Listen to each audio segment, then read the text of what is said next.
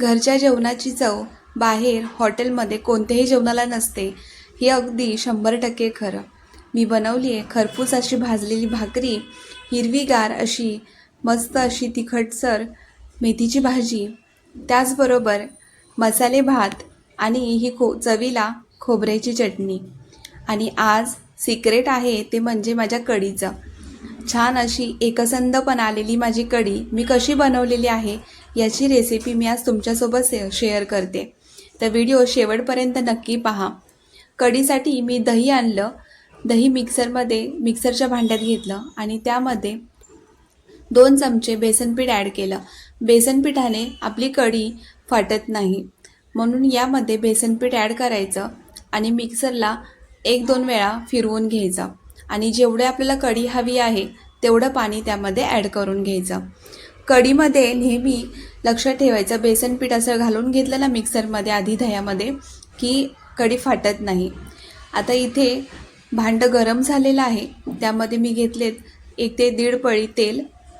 आणि फोडणीसाठी आपल्याला घालायचं आहे लसूण सोलून ठेचून घेतलेला आहे.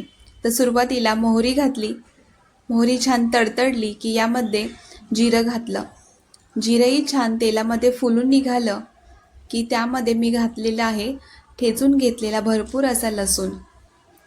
आज कढीमध्ये लसूण ॲड करते. जेव्हा उपवास असतो आणि नैवेद्याची थाळी असते तेव्हा मी लसूण नाही घालत, पण आज घातलेला आहे.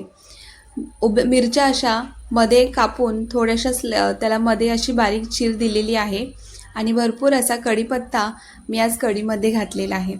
कढीपत्ता जेव्हा फोडणीमध्ये छान असा भाजला जातो तर कढीला छान अशी कढीपत्त्याची छान टेस्ट येते. आणि हिंगही यामध्ये घालून घेतलेला आहे. आज मी यामध्ये साखर किंवा गूळ काही ॲड नाही करत आहे. मला अशीच आंबट अशी कढी प्यायला खूप आवडते. आता इथे मी हळद घालून घेतली. चिरलेली कोथिंबीरसुद्धा आपण फोडणीमध्येच घालायची, म्हणजे ही छान अशी याची चव कोथिंबीरीची आपल्या कढीमध्ये उतरते. आणि कढीला पिवळा आणि हिरवा असा कॉम्बिनेशनमध्ये रंगही छान येतो. आता फोडणी आपली छान तयार झालेली आहे. यामध्ये बारीक गॅस करायचा. कढी जेव्हा करतो ना तेव्हा गॅस बारीकच ठेवायचा, म्हणजे आपली कढी सुरुवातीला फोडणीत घालतो ती फाटत नाही. आणि यामध्ये आता फोडणी झाली की घालून घेतलेलं आहे हे मिक्सरला घुसळून घेतलेलं दही आणि बेसन. आणि छान अशी ढवळून घ्यायची कढी. आणि यामध्ये आपल्याला जेवढं पाणी हवं आहे तेवढं पाणी ॲड करायचं आणि मीठ घालून घ्यायचं. अजून मी थोडंसं पाणी ॲड करणार आहे. तर सुरुवातीला मी मीठ घालून घेतलं, हलवून घेतलं. थोडी घट्ट वाटली म्हणून थोडं मिक्सरचं भांडं धुवून तेच पाणी मी यामध्ये ॲड केलं. छान अशी चव आपल्या या कढीला येते. आणि कढी पहा, अगदी ठेवली ना 1-1.5 तास तरीसुद्धा त्याचं पाणी आणि ताक असं वेगळं होत नाही. एकसंधपणा त्याला येतो. बेसन आपण जे घातलेलं आहे त्याने खूप छान अशी कढी आपली घट्ट तयार होते.